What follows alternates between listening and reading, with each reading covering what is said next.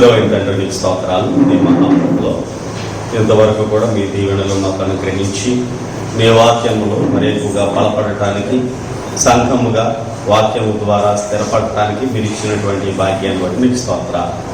ఈ దినము ఆరాధన కార్యక్రమం ద్వారా మీ వాక్యంతో మరి ఎక్కువగా మాతో మాట్లాడి సత్యవాక్య ప్రకారంగా మేము జీవించడానికి, అబద్ధము అసత్యము మా యొక్క హృదయంలో ఉండకుండా ఈ విత్తబడుతున్నటువంటి వాక్యం మరి ఎక్కువగా మమ్మల్ని పరిశుద్ధులుగా చేయడాన్ని కృపను అనుగ్రహించి దీవించుమని ఈ ప్రార్థన విజ్ఞాపనలు ప్రియ కుమారుడని యేసుక్రీస్తు నామమున మిక్కిలి వినయంతో బ్రతిమలాడి వేడుకొనుచున్నాము తండ్రి. ధర్మైనటువంటి దేవునికి స్తోత్ర స్తుతులు చెల్లిస్తూ ర్యాలీ క్రీస్తు సంఘం ద్వారా సత్యవాక్యాన్ని ప్రకటించడానికి దేవుడు మాకు ఇచ్చినటువంటి భాగ్యాన్ని బట్టి ఈ విధంగా వాక్య ప్రకటన కొరకు నిరంతరము కూడా సహకరిస్తున్నటువంటి ప్రియ సహోదరి సహోదరులందరికీ కూడా మా హృదయపూర్వకమైనటువంటి వందనాలు మేము తెలియజేస్తూ ఉన్నాం. దేవుడి చిత్తమైనట్లయితే ఈరోజు మీరు వింటున్నటువంటి వాక్యము ద్వారా మరి ఎక్కువగా శ్రేష్టమైనటువంటి సంగతులు వాక్యములో నుండి మీరు వినాలని, నేర్చుకోవాలని మేము ఎంతగానో ఆశపడుతూ ఉన్నాం. వాక్యము ద్వారా ఈరోజు మీరు వినేటటువంటి భాగములో కొన్ని విలువైనటువంటి సంగతులను ఈ దినం మనం పరిశీలన చేద్దాం. బైబిల్ గ్రంథంలో ఉన్నటువంటి పాత నిబంధన, క్రొత్త నిబంధన రెండు నిబంధనలను మనం పరిశీలించినట్లయితే క్రొత్త నిబంధన గ్రంథములో ప్రభు అయినటువంటి యేసు ఈ లోకమునకు వచ్చిన తర్వాత జరిగినటువంటి అనేకమైనటువంటి సంఘటనలు క్రొత్త నిబంధన గ్రంథంలో వ్రాయబడి ఉన్నాయి. అయితే క్రొత్త నిబంధన గ్రంథంలో యేసుక్రీస్తు తర్వాత జరగబడినటువంటి సంగతులను రాస్తూ పాత నిబంధన గ్రంథంలో ఉన్నటువంటి కొన్ని సంగతులను కూడా భక్తులు వాటిని లేవనెత్తి చూపించడం మనం అనేక సార్లు గమనిస్తూ ఉంటాం. అయితే ఈరోజు నేను చెప్పేటటువంటి యొక్క పాఠంలో ఒక ప్రాముఖ్యమైనటువంటి సంగతి అది ఏంటంటే, ప్రస్తుత నేటి ప్రపంచంలో అనేకులు సంఘము అనేటటువంటి దానిని చులకనగా తీసుకుంటూ ఉన్నటువంటి ఈ సందర్భాన్ని నేను మీకు స్పష్టంగా చెప్పాలి అని నేను అనుకుంటూ ఉన్నాను. దేవుని చిత్తమైతే ఈ భాగం ఒక 4 వారాలు లేక 5 వారాలు కొనసాగుతూ ఉంటుంది. కనుక ఈ 5 వారాలు చెప్పబడేటటువంటి ఈ సంగతులలో సంఘము అనేటటువంటి దానిని కూర్చున్నటువంటి ఒక స్పష్టత వినేటటువంటి వారందరికీ కూడా కలగాలనేటటువంటి ఒక ముఖ్య ఉద్దేశం. చాలా మంది సంఘము అనేటటువంటి దానిని చాలా చులకనగా చూస్తున్నటువంటి సందర్భాలను మనం చూస్తూ ఉన్నాం. అనేక మంది సంఘమునకు ఏ పేరు ధరించాలో కూడా తెలియనటువంటి సందర్భాలను మనం చూస్తూ ఉన్నాం. ఇంకా ఆశ్చర్యం ఏంటంటే, ఒకే పేరుంటే మనుషులు కన్ఫ్యూజ్ అవుతారేమో అనేటటువంటి ఉద్దేశంతో రకరకాల పేర్లు, ప్రాంతాల పేర్లు, లేకపోతే అనేక మంది మనుషుల పేర్లు, అనేక ఉద్దేశాలు కలిగినటువంటి పేర్లు సంఘాలకు ధరించి ఆ పేర్ల మీదుగా సంఘాలుగా పిలువబడుతున్నటువంటి క్రైస్తవులను పిలువబడుతున్నటువంటి వారిని మనం లోకంలో చూస్తూ ఉన్నాం. ఇది కేవలం భారతదేశంలోనే కాదు, ప్రపంచ దేశాల్లో ఉన్నటువంటి అన్ని దేశాలలో కూడా ఈ ఉద్దేశం కొనసాగుతూనే ఉంది. కేవలం భారతదేశంలోనే ఇన్ని సంఘాలు ఉన్నాయని, ఇన్ని రకాల ఉద్దేశాలు ఉన్నాయని మనం అనుకోకూడదు. ప్రపంచం అంతా కూడా సంఘం యొక్క సరైనటువంటి స్పష్టత లేనట్టుగానే మనకు కనబడుతూ ఉంది. అయితే ప్రపంచంలోని అన్ని భాషలకు మనం చెప్పలేము. ఎందుకంటే మనకు వచ్చినటువంటి భాషలో కనీసం మనకు తెలిసినటువంటి భాషలో ఉండేటటువంటి వారికైనా ఈ యొక్క సత్యాన్ని చెప్పాలనేటటువంటి మా ఈ ప్రయత్నంలో వాక్యాన్ని దేవుడు మీ హృదయంలో పదిలపరచాలనేటటువంటిది మొట్టమొదటి భాగం. ఎందుకంటే మీరు మీ హృదయాన్ని వాక్యానికి ఇవ్వకపోతే ఇప్పుడు చెప్పేటటువంటి భాగంలో ఏది కూడా మీకు అర్థం కాదనేటటువంటి సంగతి మీరు జ్ఞాపకం చేసుకోవాలి. సంఘము అనేటటువంటిది మొట్టమొదటిగా మనం అపోస్తుల కార్యములు 2వ అధ్యాయంలో దాని యొక్క ప్రారంభాన్ని మనం చూస్తూ ఉంటాం. ఎందుకంటే అపోస్తుల కార్యములు 2వ అధ్యాయంలో 3000 మందితో యెరూషలేములో సంఘము ప్రారంభించబడినట్లుగా మనకి అపోస్తుల కార్యములు 2వ అధ్యాయము ద్వారా మనకు అర్థమవుతుంది. అయితే ఇవాళ నేను చెప్పాలనుకునేటటువంటి సంగతి ఏంటంటే, అపోస్తుల కార్యములు 2వ అధ్యాయంలో 3000 మందితో సంఘము ప్రారంభించబడిందని మాత్రమే మనకు తెలుసు. కానీ అక్కడ ప్రారంభించబడకుండా ముందే, అంటే అక్కడ సంఘము ప్రారంభించబడకుండా ఉండడానికి ముందే సంఘము యొక్క స్పష్టత వాక్యములో ఉందన్న సంగతి ఇవాళ నేను మీకు నేర్పించబోతూ ఉన్నాను, వాక్యము ద్వారా నిరూపించబోతూ ఉన్నాను. దయచేసి జాగ్రత్తగా మీరు ఈ సంగతులను మీరు పరిశీలించండి. అపోస్తలుడైన పౌలు గలతీయులకు రాసినటువంటి పత్రిక అపోస్తలుడైన పౌలు గలతీయులకు రాసినటువంటి పత్రిక 1వ అధ్యాయము 15వ వచనంలో అక్కడ ఏమని రాయబడుతుందో సంగతిని జాగ్రత్తగా మీరు పరిశీలించండి. అయినను తల్లి గర్భమునందు పడినది మొదలుకొని నన్ను ప్రత్యేకపరచి తన కృపచేత నన్ను పిలిచిన దేవుడు నేను అన్యజనులలో తన కుమారుని ప్రకటింపవలెనని అనే మాట అపోస్తలుడైన పౌలు ఇక్కడ జ్ఞాపకం చేస్తున్నాడు. అపోస్తలుడైనటువంటి పౌలును దేవుడు ఎప్పుడు ఏర్పాటు చేసుకున్నాడో ఆ ఏర్పాటును ఇక్కడ జ్ఞాపకం చేస్తున్నాడు. ఎప్పుడు ఏర్పాటు చేసుకున్నాడట? అయినను తల్లి గర్భమునందు పడినది మొదలుకొని నన్ను ప్రత్యేకపరచి. మనం అనుకుంటాం అపోస్తలుడైన పౌలు దమస్కునకు వెళ్తున్నప్పుడు అతనిని పట్టుకున్నాడు, అప్పటి నుండి అతడు ప్రభు యొక్క రాజ్యమును ప్రకటించడానికి ఏర్పాటు చేయబడ్డాడని మనం అనుకుంటాం. కానీ అపోస్తలుడైన పౌలు ఏం చెబుతున్నాడంటే నన్ను ఆయన ఎప్పుడు ప్రత్యేకపరిచాడట? తల్లి గర్భమునందు పడినది మొదలుకొని. అంటే అపోస్తలుడైన పౌలు దమస్కులో పట్టుకోవటం చేత, దమస్కులో అతడు ప్రయాణం చేయటం చేత ఆయన పట్టుకోలేదు. కానీ ఎప్పుడు ఏర్పాటు చేసుకున్నాడో ఇక్కడ ఈ మాట రాయబడుతూ ఉంది. ఏమని రాయబడుతూ ఉందంటే నన్ను ప్రత్యేకపరిచి తన కృప చేత నన్ను పిలిచిన దేవుడు నేను అన్యజనులలో తన కుమారుని ప్రకటింపవలెనని. ఈ మాట చాలా ప్రాముఖ్యమైనది. ఎందుకు పౌలును ప్రత్యేకపరిచాడు అనంటే దేవుని కుమారుని ఆయన అన్యజనులలో ప్రకటించాలి అనే మాట ఇక్కడ వ్రాయబడి ఉంది. అంటే అపోస్తలుడైన పౌలు ఏర్పాటు చేయబడటానికి గల ముఖ్య కారణం ఏంటంటే అతడు దేవుని యొక్క రాజ్యమును గూర్చి ప్రకటించాలి. కానీ ఇక్కడ ఏమని వ్రాయబడింది అనంటే అన్యజనులలో తన కుమారుని ప్రకటింపవలెనని అని రాయబడింది. తన కుమారుని ప్రకటింపవలెనని, తన కుమారుని ప్రకటించుట అనంటే మనకి తెలుసు. యోహాను సువార్త 1వ అధ్యాయం 1వ వచనంలో తన కుమారుని ఏ విధంగా పరిచయం చేయబడ్డాడు అనంటే ఆదియందు వాక్యము ఉండెను, వాక్యము దేవుని యొద్ద ఉండెను, వాక్యము దేవుడై ఉండెను. అంటే అన్యజనులలో దేవుని కుమారుని ప్రకటించుట అనంటే అన్యజనులలో దేవుని వాక్యమును ప్రకటించుట. దేవుని వాక్యమును ప్రకటించుటే దేవుని కుమారుని గూర్చిన ప్రకటించుట. కాబట్టి అపోస్తలుడైన పౌలు దేవుని వాక్యాన్ని ప్రకటించాలి అనేటటువంటి ఉద్దేశము అతడు తన తల్లి గర్భములో అతడు పడకముందే దేవుని చేత ఏర్పాటు చేయబడ్డాడన్న సంగతి అపోస్తలుడైన పౌలు ఇక్కడ జ్ఞాపకం చేస్తున్నాడు. అంటే అపోస్తలుడైన పౌలు దేవుని గూర్చినటువంటి ప్రకటన అనగా క్రీస్తుని గూర్చిన ప్రకటన అనగా దేవుని వాక్య ప్రకటన చేయడానికి అతడు ఏర్పాటు చేయబడ్డాడన్న సంగతి ఇక్కడ మనకి జ్ఞాపకం చేయబడుతుంది. ఎందుకు దేవుని వాక్యాన్ని ప్రకటించుట అనే మాట ఇక్కడ జ్ఞాపకం చేయబడుతుందంటే మనలో చాలా మందికి తెలుసు.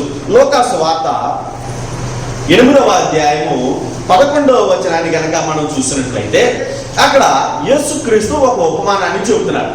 ఆ ఉపమానానికి సంబంధించినటువంటి భావాన్ని 11వ వచనంలో చెబుతున్నాడు. ఏంటి ఆ 11వ వచనంలో చెప్పబడినటువంటి భావం అనంటే ఈ ఉపమాన భావం ఏమనగా విత్తనము దేవుని వాక్యము అని అన్నాడు. ఇందాక అపోస్తలుడైన పౌలు జ్ఞాపకం చేశాడు, నేను అన్యజనులలో క్రీస్తుని ప్రకటించాలి అని అన్నాడు. క్రీస్తుని ప్రకటించుట అని అంటే మన యోహాను సువార్త 1వ అధ్యాయం 1వ వచనం ప్రకారంగా వాక్యమును ప్రకటించుట. ఎందుకంటే ఇక్కడ లూకా సువార్త మనం 8వ అధ్యాయం 11వ వచనంలో చూస్తే ఇక్కడ అన్నాడు ఈ ఉపమాన భావం ఏమనగా విత్తనము దేవుని వాక్యము అని అన్నాడు. ఏంటి ఆ విత్తనము? ఎక్కడ విత్తబడిన విత్తనము? ఈ సంగతి మనం చూసినట్లయితే ఇక్కడ ఉపమానములో ఆయన విత్తనములు గురించి ఏమని చెబుతున్నాడంటే కొన్ని విత్తనములు మంచి నేలను పడ్డాయి, కొన్ని విత్తనములు రాతి నేలను పడ్డాయి, కొన్ని విత్తనములు త్రోవ పక్కన పడ్డాయి, కొన్ని విత్తనములు మాత్రం ముండ్ల ప్రజల మధ్యలో పడ్డాయి. అయితే ఇక్కడ చెప్పబడినటువంటి ఆ విత్తనము ఏంటి అని అంటే వాక్యము అనే సంగతి ఇక్కడ 11వ వచనంలో జ్ఞాపకం చేస్తూ ఉన్నాడు. అంటే కొన్ని విత్తనాలు అనగా కొంత వాక్యం ఏమో త్రోవ పక్కన పడుతుంది, కొంత ఏమో రాతి నేలను పడుతుంది, కొంత ఏమో ముండ్ల పొదల మధ్యలో పడుతుంది. కానీ కొంత వాక్యం మాత్రమే మంచి నేలను అనగా మంచి హృదయాలు, మరి ముఖ్యంగా అంగీకరించగలిగేటటువంటి హృదయాలను గురించి మాట్లాడుతుంది. అంటే వాక్యము వినేటటువంటి వారందరూ కూడా అంగీకరిస్తారు అని మనం అనుకోకూడదు. ఒక 100 మందికి వాక్యం వెళ్ళింది ఏంటంటే అందులో 10 మంది మాత్రమే ఈ వాక్యం నిజం అని ఒప్పుకోవచ్చు. కొంతమంది ఏమో ఒక్కొక్క సంఘం వారికి ఒక్కొక్క బోధ ఉంటుంది, అలాగే వీళ్ళది కూడా ఇది ఒక రకమైన బోధ అని అనుకున్నారు. నాకు ఈ మధ్య కాలంలో కలిసినటువంటి ఒక దైవ సేవకుడు నాకంటే ముందుగా ప్రభు యొక్క వాక్యాన్ని ప్రకటిస్తున్నటువంటి దైవ సేవకుడు. ఆయన కూడా అనేక ప్రాంతాల్లో దైవ సేవకునిగానే పేరొందుతున్నటువంటి ఒక వ్యక్తితో మాట్లాడుతూ ఉంటే ఆయన నన్ను చూసి ఆనందపడి మరొక వ్యక్తికి నన్ను ఎలా పరిచయం చేస్తున్నాడు. ఈయన పేరు ప్రవీణ్ అండి, జైపాల్ గారి అబ్బాయి అండి, ఈయన క్రీస్తు సంఘంలో సువార్థికుడిగా పనిచేస్తున్నారండి అని చెప్పి వెంటనే ఆయన అంటున్నారు, క్రీస్తు సంఘము అంటే మనలాగే అదొక డినామినేషన్ అండి అని పరిచయం చేశారు. నాకు అక్కడ చాలా ఆశ్చర్యము, ఆనందము, బాధ ఈ మూడు కలగడానికి ముఖ్య కారణం ఏంటంటే నాకంటే ముందుగా ప్రభువులోకి వచ్చినటువంటి వ్యక్తికి సంఘం అంటే ఏంటో తెలియకపోవడం చూసి నాకు చాలా ఆశ్చర్యం వేసింది. కానీ వెంటనే ఏమనిపించిందంటే ఈయన ఎలా ఉన్నాడంటే ఇంకా ఇలాంటి వాళ్ళు ఎంతమంది ఉండుంటారు. అంటే సంఘము అంటే ఏంటో తెలియనటువంటి వారు చాలా మంది ఉన్నారు, కానీ సువార్థికులుగా చాలా మంది అయిపోతూ ఉన్నారు. వాళ్ళు కూడా సంఘం యొక్క ఉద్దేశం తెలియకుండానే బాగా అభివృద్ధి చెందేటటువంటి స్థితిలో వాళ్ళు ఉన్నారు. అనేక రకాలైనటువంటి అద్భుతాల స్వస్థతలు చేసి సంఘాలు నడిపించేటటువంటి వారిగా కనబడుతూ ఉన్నారు. కానీ ఇప్పుడు ప్రస్తుతం ఉన్నటువంటి లోకంలో ఎన్నో అద్భుతాలు చేశారు, ఎన్నో స్వస్థతలు చేశారు, పెద్ద పెద్ద స్వస్థతలు సాగులు కట్టారు, అనేక మందిని బాగుపరుస్తారని చెప్పి ప్రకటనలు చేసుకున్నారు, కటౌట్లు పెట్టుకున్నారు, దేవుని నామానికి అవమానం కలిగించేలా ప్రయత్నం చేశారు. ఈవేళ కరోనా వస్తుందనేమో జనాలు అందరికంటే ముందుగానే ఈ దైవ సేవకులను బడి వాళ్ళందరూ గదులకి తలుపులే తీసుకున్నారు. ఎందుకంటే బయటికి కరోనా వచ్చినప్పుడు ఎవడన్నా వచ్చి ప్రార్థన చేయమంటే అది ఈయనకి ఎక్కడ అంటుకుపోతుందని భయపడేటటువంటి స్థితిలో ఈ అబద్ధ బోధకులు, దొంగ పాస్టర్లు ఈవేళ కాలంలో మనకు కనబడుతున్నారు. ప్రేమతో మీరు అర్థం చేసుకోండి, వాళ్ళందరి మీద పగతో ఈ విషయాలు చెప్పట్లేదు, కానీ ఎందుకు ఈ విధంగా అబద్ధమైనటువంటి రీతిలో దేవుని వాక్యాన్ని ప్రకటించడం. అందుకే ఇక్కడ మనకి కనబడినటువంటి లోక సువార్త 8వ అధ్యాయము ఈ ఉపమానాన్ని చెబుతుంది.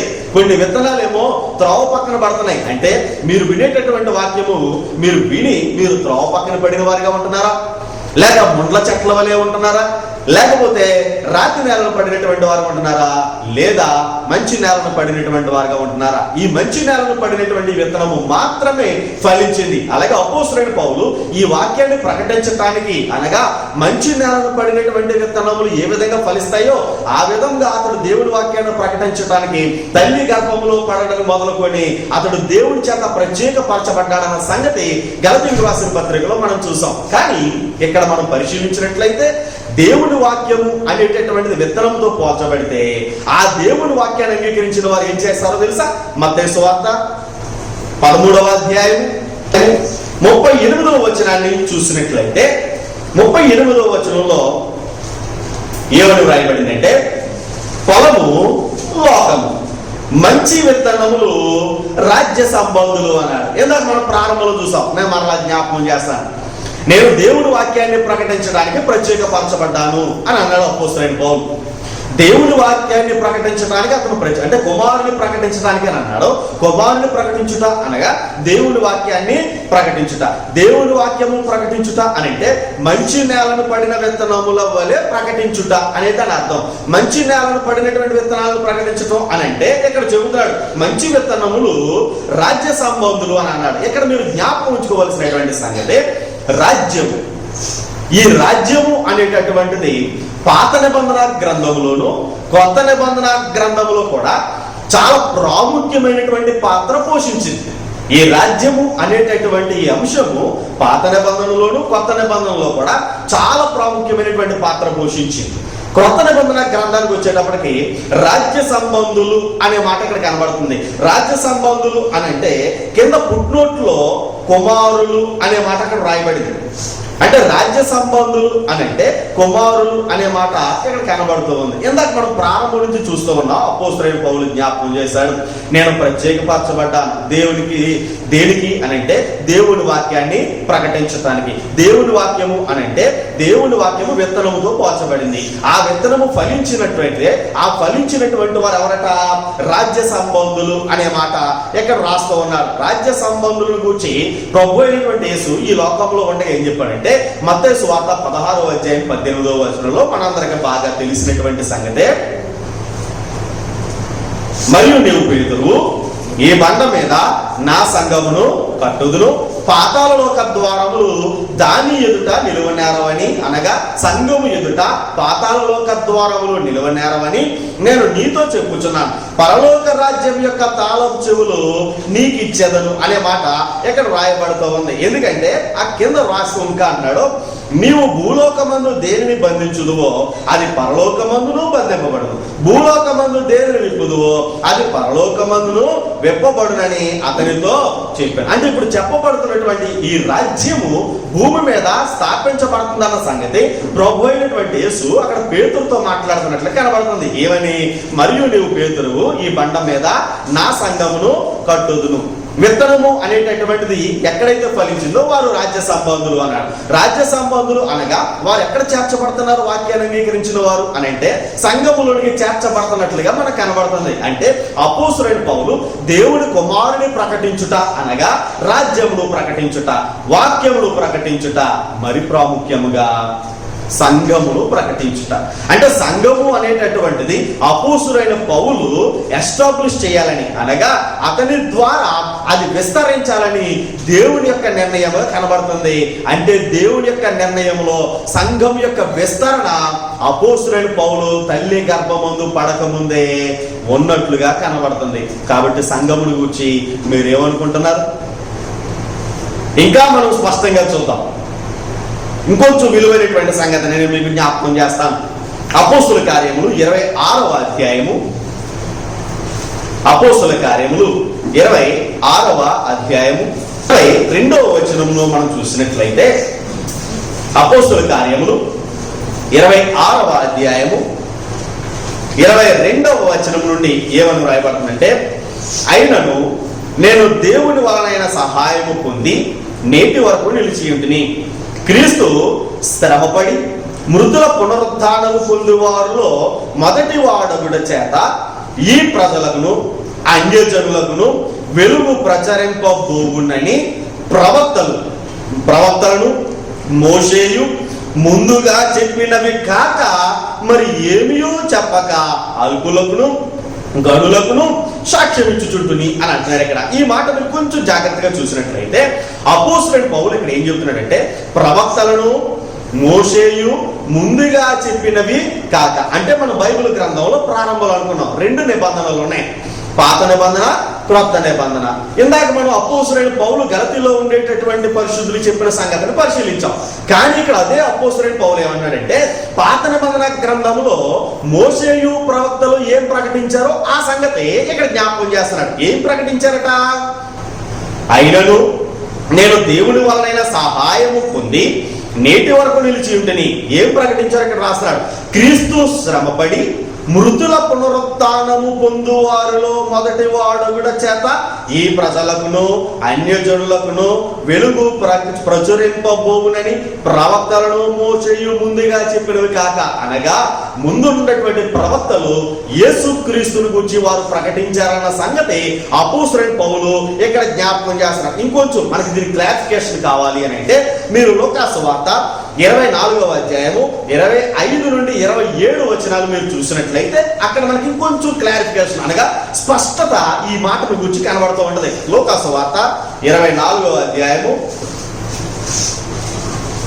25 నుండి 27 వచనాలు. అందుకు ఆయన, అవివేకులారా, ప్రవక్తలు చెప్పిన మాటలన్నిటినీ నమ్మని మందమోతులారా. ప్రభు అయినటువంటి యేసు చెబుతున్నటువంటి మాట చాలా జాగ్రత్తగా గమనించాలి. ఇక్కడ ఏమని చెబుతున్నాడంటే, అందుకు ఆయన, అవివేకులారా, ప్రవక్తలు చెప్పిన మాటలన్నిటినీ నమ్మని మందమతులారా, క్రీస్తు ఎలాగూ శ్రమపడి తన మహిమలో ప్రవేశించుట అగత్యము కాదా అని వారితో చెప్పి మోషేయు సమస్త ప్రవక్తలను మొదలుకొని లేఖనములన్నిటిలో తన్ను గూర్చి వచనముల భావము వారికి తెలిపెను. అంటే మోషే, ప్రవక్తలు అందరూ కూడా యేసుక్రీస్తుని గూర్చి, ఆయన ఏ విధంగా శ్రమ పడతాడో శ్రమను గూర్చి వారు ఏ విధంగా రాశారో ఆ లేఖన భావాలను ఆయన చెప్పాడట. కిందకి మీరు అదే అధ్యాయంలో 44వ వచనానికి వస్తే, అంతటా ఆయన మోషే ధర్మశాస్త్రములోను ప్రవక్తల గ్రంథములలోను కీర్తనలలోను నన్ను గూర్చి వ్రాయబడినవన్నీ నెరవేరవలెనని నేను మీ యొద్ద ఉండినప్పుడు మీతో చెప్పిన మాటలు నెరవేరినవని వారితో చెప్పాను. అప్పుడు వారు లేఖనములు గ్రహించినట్లుగా ఆయన వారి మనస్సును తెరచి, ఈ మాట మీరు జాగ్రత్త చూడాలి. ఇక్కడ 46వ వచనం, క్రీస్తు శ్రమపడి మూడవ దినమున మృతుల నుండి లేచున్ననియు, అంటే ఈ సంగతి పాత నిబంధనలోనే వ్రాయబడిందని మోషేయు ప్రవక్తలో ముందుగానే చెప్పారని. ఏమని? క్రీస్తు శ్రమపడి మూడవ దినమున లేస్తాడన్న సంగతి ముందుగానే వ్రాయబడిందన్న సంగతి ప్రభు అయినటువంటి యేసు జ్ఞాపకం చేస్తున్నాడు. ఇక్కడ క్రీస్తు శ్రమ పడతాడన్న సంగతి ముందుగానే చెప్పబడితే దేని కొరకు శ్రమ పడుతున్నాడు ఆయన? అపోస్తలుడైన పౌలు కొలస్సీలకు రాసినటువంటి పత్రిక 1వ అధ్యాయము 24వ వచనం చూద్దాం. కొలస్సీలకు రాసిన పత్రిక 1వ అధ్యాయము 24వ వచనం. ఇప్పుడు మీ కొరకు నేను అనుభవించుచున్న శ్రమల యందు సంతోషించుచు సంఘము అను ఆయన శరీరము కొరకు క్రీస్తు పడిన పాటలు. ఇక్కడ మీరు గమనించినట్లయితే ఇందాక మనం చూసాం, వారు లేఖనముల్లో ఉండేటటువంటి భాగాన్ని పరిశీలించారు. లేఖనములు ఏం రాయబడింది? క్రీస్తు శ్రమపడి మృతి పొంది మూడవ దినమున ఏ విధంగా ఆయన తిరిగి లేస్తాడో ప్రవక్తలు మోషేయు ప్రవచించారన్న సంగతి ప్రభు అయినటువంటి యేసు జ్ఞాపకం చేశారు. ఇంతకీ ఆయన శ్రమ దేని కొరకు పడుతున్నాడట? సంఘము అను ఆయన శరీరం కొరకు. ఇందాక మనం చూసాం, అపోస్తలుడైన పౌలు తల్లి గర్భంలో పడక ముందే ఆయన ప్రత్యేకింపబడ్డాడు. దేని కొరకు? సంఘమును ప్రకటించడం కొరకు అనే మాట ఇందాక మనం చూసాం. ఇప్పుడేం రాయబడుతుంది? మోషే ఎప్పుడైతే అతడు ప్రభువుని గురించి ప్రకటిస్తున్నాడో అప్పుడే క్రీస్తుతో పాటు ఆయన సంఘమును గురించి కూడా ప్రకటించినట్లుగా మనకు కనబడుతుంది. అంటే క్రీస్తు శ్రమ పడతాడని రాశాడు. ఎంతగాని దేని కొరకు శ్రమ పడతాడట?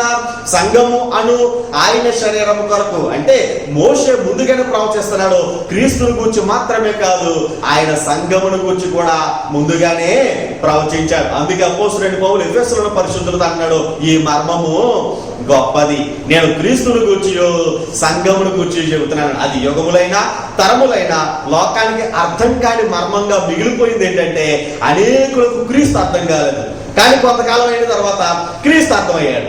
మళ్ళీ ఇప్పుడు ఇంకో మార్గం ఏమైపోయిందంటే క్రీస్తు అర్థమైన వాళ్ళందరికీ మరల సంఘం అర్థం కావట్లేదు. మరలా కొంతమందికి కొంతకాలం అయిన తర్వాత కొంతమందికి మళ్ళీ సంఘం అర్థమైంది. ఇలాగ పార్టులుగానే దేవుడి వాక్యము అర్థమవుతుంది తప్ప సంపూర్ణమైనటువంటి వాక్య జ్ఞానము అనేక మందికి ఉండట్లేదన్న సంగతి మనం జాగ్రత్తగా పరిశీలించాలి. అందుకే అపోస్తలుడైన పౌలు ఏర్పాటు చేయబడక ముందే సంఘము గురించి అతను ప్రకటించడానికి ఏర్పాటు చేయబడ్డాడు. మోషేను ఇతర ప్రవక్తలు కూడా క్రీస్తుతో పాటు వారు సంఘమును గురించి కూడా వాళ్ళు ప్రవచించినట్లుగానే మనకి ఇక్కడ కనబడుతుంది. ఇక మూడవ భాగంగా ఎఫెసీయులకు రాసిన పత్రిక 3వ అధ్యాయము 6వ వచనం. ఎఫెసీయులకు రాసిన పత్రిక 3వ అధ్యాయము 6వ వచనం. ఈ మర్మం ఏదనగా అన్యజనులు సువార్త వలన క్రీస్తు యేసునందు యూదులతో పాటు సమాన వారసులను ఒక శరీరమందలి సాటి అవయవములను వాగ్దానములో పాలివారులనై ఉన్నారన్నది అని అన్నాడు. వాగ్దానములో పాలివారు అని అన్నాడు. ఇంతకీ ఈ వాగ్దానములో ఎవరు పాలివారయ్యారట? అన్యజనులు కూడా పాలివారయ్యారు. ఇంతకీ వాగ్దానం అనే మాట ఎవరి గురించి మాట్లాడబడుతుంది? మనలో చాలా మందికి తెలిసినటువంటి సంగతే. ఆదికాండము 12వ అధ్యాయము 3వ వచనం కానీ, ఆదికాండము 22వ అధ్యాయము 18వ వచనం కానీ మీరు పరిశీలిస్తే అక్కడ అబ్రహాముతో చేయబడినటువంటి వాగ్దానము కనబడుతుంది. నీ సంతానమును బట్టి సమస్త జనులకు అనే మాట కనబడుతుంది. ఈ వాగ్దానము అబ్రహాము, ఇస్సాకు, యాకోబులకు మాత్రమే కాదు కానీ వారి ద్వారా సర్వలోకాల్లో ఉండేటటువంటి వారు, అనగా ఎవరైతే క్రీస్తులోనికి చేర్చబడతారో, ఎవరైతే సంఘములోనికి చేర్చబడతారో వారందరిని గురించి మాట్లాడుతూ, అందుకే అపోస్తలుడైన పౌలు ఎఫెసులో ఉండేటటువంటి పరిశుద్ధులకే మరి ఎక్కువ స్పష్టత ఇస్తున్నాడు. ఎందుకంటే ఇక్కడ ఉన్న పరిస్థితి మనకు తెలుసు. సంఘములో యూదులు చేర్చబడుతున్నారు, అన్యులు చేర్చబడుతున్నారు. ఎందుకంటే ఇందాక అపోస్తలుడైన పౌలు ప్రారంభంలో మనం చూసాం, గలతీలో ఉన్న పరిశుద్ధులు చెప్పి అన్యజనులలో క్రీస్తును ప్రకటించాలి అని అన్నాడు. అంటే అన్యజనుల్లో ప్రకటింపబడినటువంటి క్రీస్తు, ఆ క్రీస్తును అంగీకరించినటువంటి పరిశుద్ధులు, ఆ విత్తనము అనగా ఎవరైతే వాక్యమును అంగీకరించారో వాక్యాన్ని అంగీకరించిన వారు రాజ్య సంబంధులుగా అనగా సంఘ సభ్యులుగా చేయబడితే, ఆ సంఘ సభ్యులుగా చేయబడినటువంటి వారిలో యూదులు ఉన్నారట, అన్యులు ఉన్నారట. వీళ్ళిద్దరూ కలిసి ఇప్పుడు సంఘములో చేర్చబడుతున్నారు. ఇలా చేర్చబడిన వారికి ఏం చెబుతున్నాడు అని అంటే, ఈ వాగ్దానము యూదులకు మాత్రమే కాక అన్యజనులకు. ఇంతకీ వాగ్దానం ఎప్పుడు చేయబడింది? పాత నిబంధన కాలంలో అబ్రహాముకు చేయబడింది. ఏమని వాగ్దానం చేయబడింది? మీ సంతానము ఆశీర్వదింపబడుతుందని చెప్పాడు. ఇంతకీ ఏ విధంగా ఆశీర్వదింపబడుతుంది? ఒకసారి మనం ఇదే ఎఫెసీయులకు రాసిన పత్రిక 1వ అధ్యాయము 3వ వచనంలో చూద్దాం.